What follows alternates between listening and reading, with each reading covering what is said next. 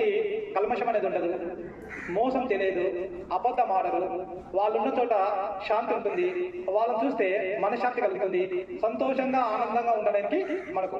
అందుకే పిల్లలు పాఠశాలకు పూల మొక్కలు లాంటి వాళ్ళు, వికసించే పూల లాంటి వాళ్ళని చెప్తారు. అంటే అందమైన పూలు ఉంటే పాఠశాల ఎలా గార్డెన్ తోట ఎలా ఉంటుందో అదేవిధంగా పిల్లలు ఎక్కువ ఉన్నారంటే పాఠశాల కూడా ఆనందంగా అందంగా ఉంటుంది.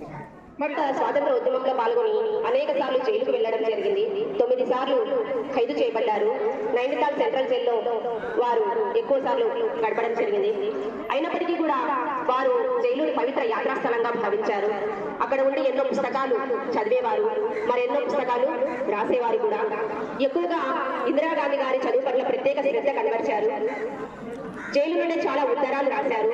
అవన్నీ The letters from her father to his daughter అనే ఒక పెద్ద గ్రంథమే అయింది. ఆ తర్వాత glimpses of world history, discovery of India అనే గ్రంథాలను కూడా రాశారు.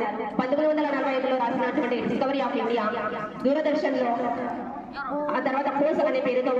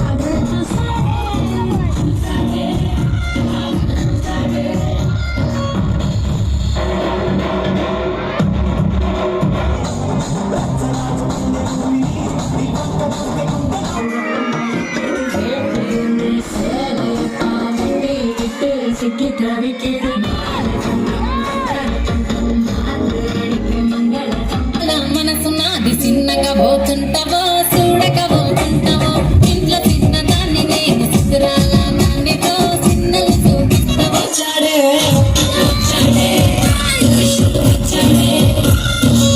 నాది నాను ఉన్న రాజుని చూసాడే.